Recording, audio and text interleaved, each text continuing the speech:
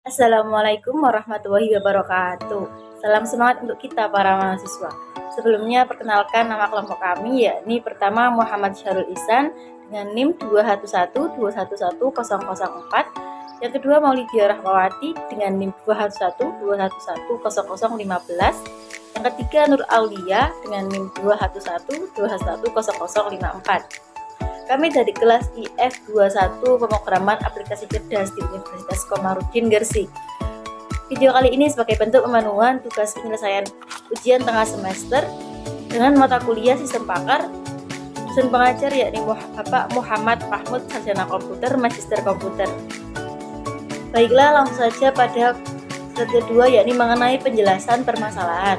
Pertama yakni logika fusi. Logika fusi adalah sebuah metodologi yang didasarkan pada gagasan kebenaran sesuatu yang dapat diungkapkan dalam suatu kontinu, yang artinya sesuatu tidak benar atau salah, melainkan sebagian benar atau sebagian salah.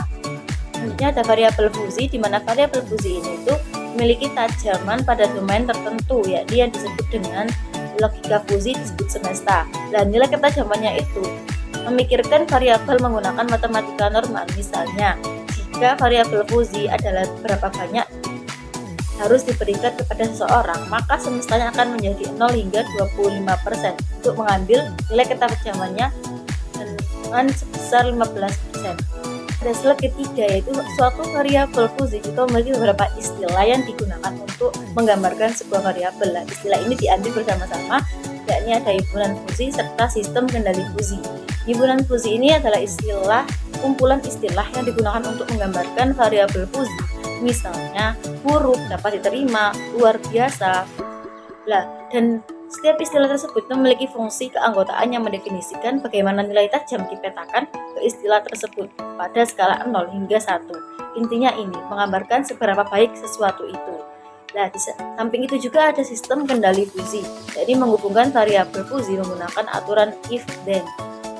Dengan aturan tersebut hanyalah sebuah pemetaan yang menggambarkan bagaimana satu atau lebih variabel fusi berhubungan dengan variabel lainnya yang dinyatakan dalam pernyataan if then, dan bagian if disebut dengan antecedent dan bagian then disebut dengan konsekuen.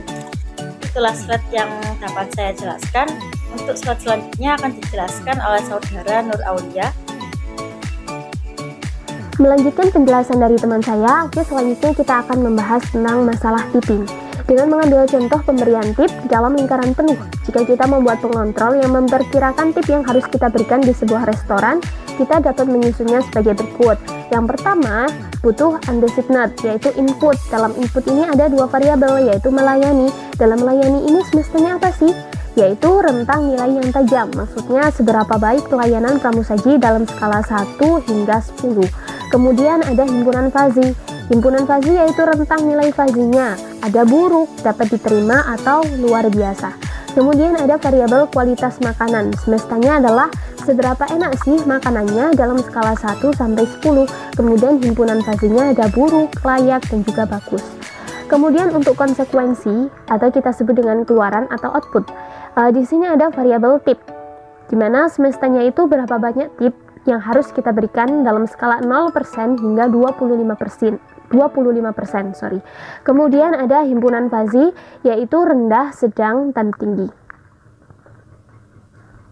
Selanjutnya ada aturan. Di sini ada 3 aturan. Yang pertama, jika pelayanannya bagus atau kualitas makanannya bagus, maka tipsnya akan tinggi. Kedua, jika layanannya rata-rata, maka tipsnya akan menjadi sedang. Dan yang terakhir, jika layanannya buruk dan kualitas makanannya buruk, maka tipsnya akan rendah. Selain itu ada variabel penggunaan. Misalnya jika saya memberitahu pengontrol ini bahwa saya memberi peringkat di mana layanan 9,8 dan kualitasnya itu 6,5, maka itu akan merekomendasikan saya untuk pergi memberikan tips sebesar 20,2%.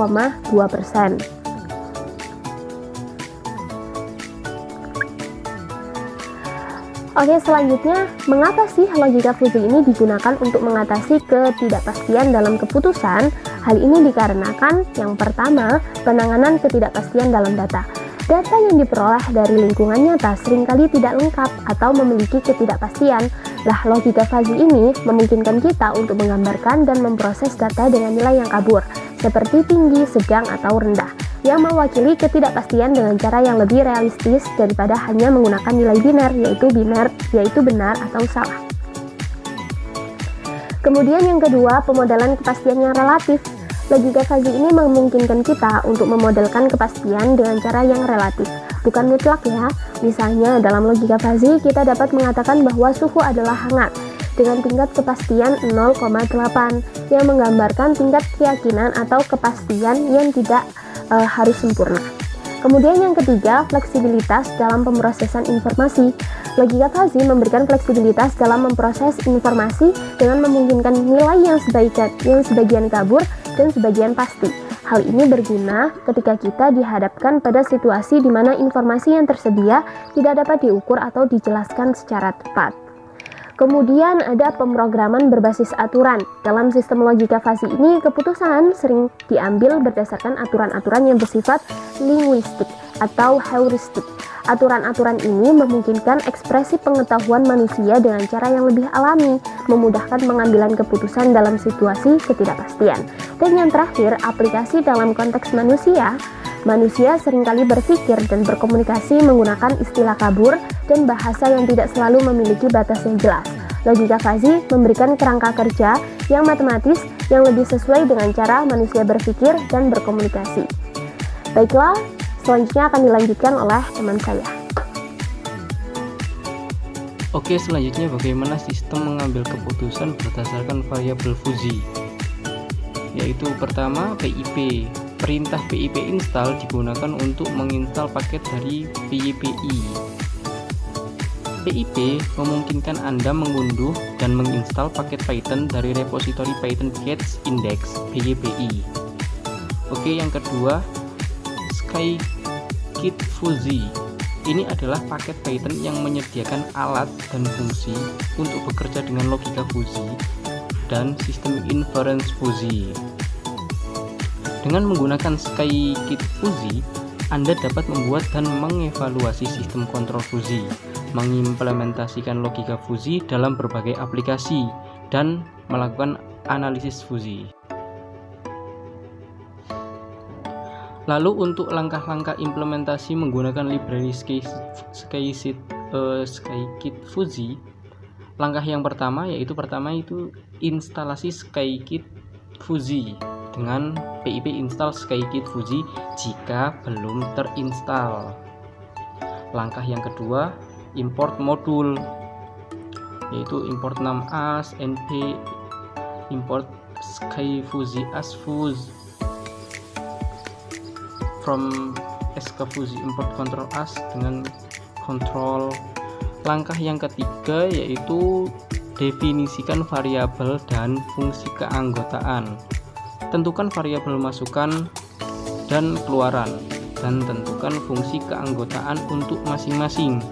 Langkah yang keempat, aturan fuzzy. Tentukan aturan dengan membuat objek kontrol dan menentukan aturan. Langkah yang kelima, evaluasi sistem fuzzy. Masukkan nilai-nilai ke variabel masukan, evaluasi sistem fuzzy, dan dapatkan outputnya. Langkah yang keenam yaitu lihat hasil jika diperlukan. Jika Anda ingin melihat fungsi keanggotaan atau hasilnya dalam bentuk grafik, Anda dapat menggunakan metode view. Oke, selanjutnya mari kita simulasikan algoritma fuzzy menggunakan Google Colab. Langsung saja di sini saya membuka Google Drive saya. Kemudian kita buat folder baru dengan nama UTS Sistem Pakar. Buka folder, kemudian kita klik baru dan kita pilih Google Collaboratory yang mana sudah saya install sebelumnya. Jika kalian belum menginstal Google Collaboratory, maka klik hubungkan aplikasi lainnya, lalu search dengan kata kunci Collaboratory, lalu install. Oke, kembali lagi kita pilih Google Collaboratory, kemudian kita ganti nama filenya menjadi UTS Sistem Pakar. Lalu mari kita ketikkan kode. Yang pertama, kita perlu menginstal pustaka Scikit Fuzzy dengan kode pip install Scikit Fuzzy. Yang kedua, kita import modul yang kita butuhkan.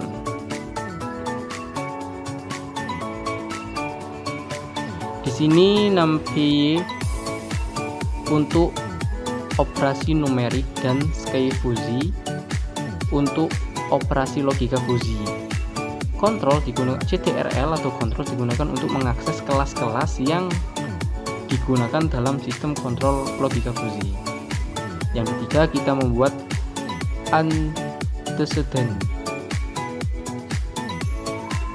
dan consequent.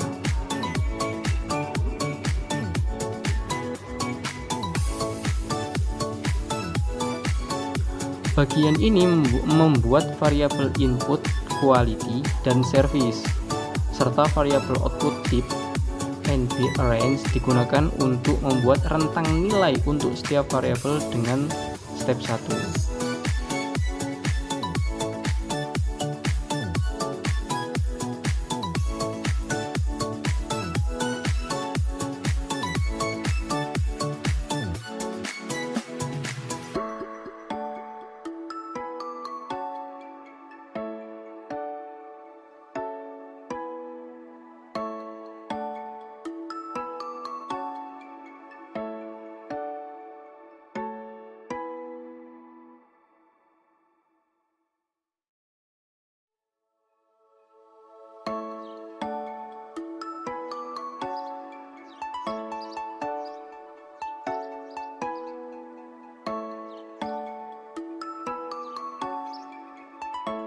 Keempat, kita menggunakan fungsi autom F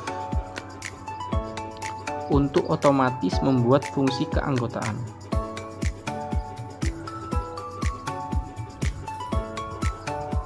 Fungsi ini menghasilkan fungsi keanggotaan secara otomatis untuk variabel input, quality, dan service.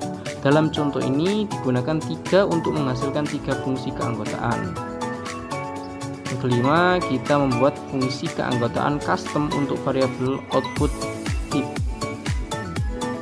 Bagian ini menambahkan fungsi keanggotaan custom untuk variabel output type digunakan fungsi keanggotaan segitiga trim F dengan parameter tertentu untuk setiap label keanggotaan.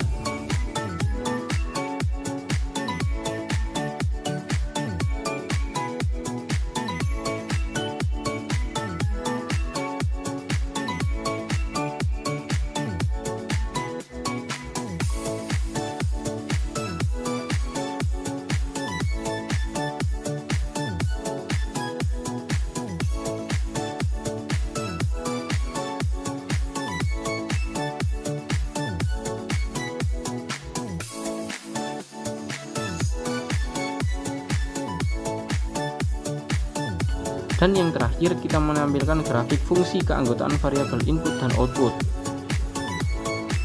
Bagian ini digunakan untuk menampilkan grafik fungsi keanggotaan variabel input, quality, dan service. Ini membantu untuk memahami bentuk karakteristik fungsi keanggotaan yang telah dibuat.